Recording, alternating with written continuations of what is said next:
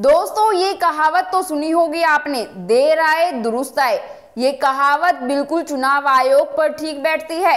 बीते दिन बड़ी संख्या में लोगों को विकसित भारत संपर्क के तहत व्हाट्सएप संदेश भेजे गए थे। शायद आपको भी ये मैसेज आया होगा। इसका मकसद था सरकार की योजनाओं की जानकारी लोगों तक पहुंचाना। आदर्श आचार संहिता लागू होने के बावजूद केंद्र सरकार द्वारा लोगों को व्हाट्सएप मैसेज भेजे जा रहे थे। अब जाकर चुनाव आयोग होश में आया है और केंद्र सरकार को कहा है कि लोगों के व्हाट्सएप पर मैसेज भेजना तत्काल बंद करे।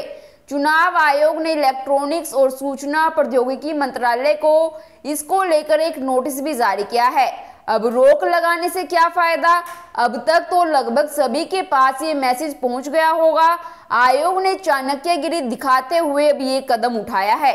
हैरानी की बात तो ये है कि आचार संहिता लागू होने के बावजूद केंद्र सरकार के रुपयों और संसाधनों ने भाजपा के पक्ष में प्रचार किए जा रहे हैं। इसके बावजूद आयोग द्वारा कोई दंडात्मक कार्रवाई नहीं की गई।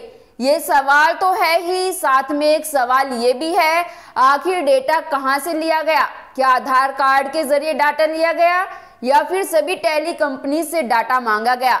अगर हाँ, तो ये व्यक्ति की प्राइवेसी का उल्लंघन करता है। नमस्कार दोस्तों, मैं हिमांशी कश्यप आपके साथ। आप देख रहे हैं जनता की आवाज।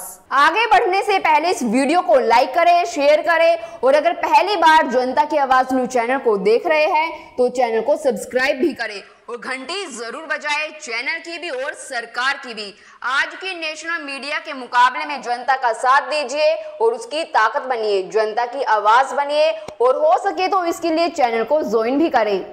दोस्तों, ये प्रधानमंत्री मोदी का चुनाव से पहले का अभियान है जिसमें लोगों के व्हाट्सएप पर विकसित भारत संदेश भेजकर सरकार के 10 साल के कार्यकाल का गुणगान किया जा रहा था। आईटी मंत्रालय ने इस मामले को लेकर सफाई देते हुए कहा, ये मैसेज आदर्श आचार संहिता लागू होने से पहले भेजे गए थे। नेटवर्क कमजोर होने के कारण देरी से पहुंचे हैं। अब भला मोदी डिजिटल इंडिया में 5G के जमाने में भी नेटवर्क कमजोर होगा? ऐसा कैसे चलेगा? 19 मार्च को चंडीगढ़ के मुख्य निर्वाचन अधिकारी ने विकसित भारत संपर्क के बैनर तले केंद्र सरकार की उपलब्धियों को प्रदर्शित करने वाले व्हाट्सएप संदेश बड़ी संख्या में भेजे जाने के संबंध में शिकायत को उचित कार्रवाई के लिए निर्वाचन आयोग के पास भेजा था। शिकायत की जांच के बाद जिला मीडिया प्रमाणन और निगरानी समिति ने आदर्श आचार संहिता के प्रथम दृष्टया उल्लंघन का सबूत पाया था। यह शिकायत पोल पैनल की सिविजिल मोबाइल एप्लीकेशन के माध्यम से प्राप्त हुई थी और मामले पर आधिकारिक बयान में शिकायतकर्ता का उल्लेख नहीं था। सिर्फ ये ही नहीं दोस्तों, चुनाव आयोग के पास केंद्र सरकार को लेकर और भी शिकायत है जिसका निपटारा अभी तक नहीं हुआ। साकेत गोखले ने एक ट्वीट किया है, आप स्क्रीन पर देख सकते हैं। इसके साथ स्क्रीनशॉट भी लगाया गया है।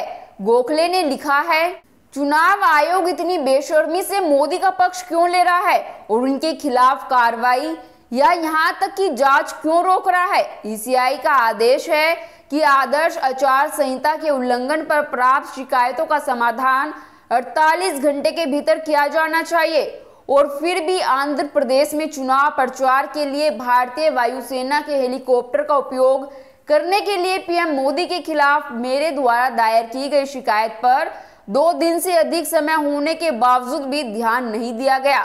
यदि ईसीआई अस्वीकार करना चाहे तो वह ऐसा कर सकता है, लेकिन फिर उसे इसके लिए आधार और कारण बताने होंगे। 3 चुनाव आयुक्तों में से 2 की नियुक्ति पिछले सप्ताह ही स्वयं मोदी प्लस एक मंत्री ने की। नए कानून के तहत सीधी सरकारी नियुक्ति विपक्ष या मुख्य न्यायाधीश के पास कोई शक्ति नहीं है। क्या इसलिए चुनाव आयोग अरुण गोयल को चुनाव की घोषणा से कुछ दिन पहले इस्तीफा देने के लिए मजबूर होना पड़ा? चुनाव प्रचार के लिए मोदी द्वारा राज्य मशीनरी के बेधड़क इस्तेमाल पर ईसीआई द्वारा आंखें मूंद लेने के पीछे क्या कारण है? इसके बाद चुनाव आयोग लिखता है, हम शर्मिंदा है, हमें खेद है, आपकी शिकायत दर्ज हो गई है, हम आपकी शिकायत पर विचार करेंगे। अब आप कंप्लेन देखिए, इस पर सिर्फ लिखा है रिसीव्ड, मतलब अभी तक रिसोल्व नहीं हुई, जो कि आचार संहिता लगने के बाद 48 घंटों के अंदर निवारण निकालना होता है। पर अफसोस, ना ही रिजेक्ट किया गया और ना ही कोई निवारण हुआ। कार्रवाई तो दूर की बात है। दोस्तों, प्रधानमंत्री मोदी जी चुनाव प्रचार प्रसंग में भारत वायुसेना का हेलीकॉप्टर लेकर जाते हैं और चुनाव आयोग चुप। ईवीएम पर सवाल उठते हैं पर चुनाव आयोग चुप। मोदी सरकार के कई मंत्री हेट स्पीच देते हैं पर चुनाव आयोग चुप। क्या अब देश में दिखावे के लिए भी लोकतंत्र नहीं बचा? चुनाव आयोग की जिम्मेदारी है निष्पक्ष चुनाव हो, लेकिन ये भी चुनाव आयोग ठीक से करता नहीं दिख रहा। आखिर क्यों मोदी भक्ति में लीन है चुनाव आयोग? अपनी राय हमें कमेंट कर जरूर बताएं और बाकी खबरों के लिए देखते रहिए जनता की आवाज।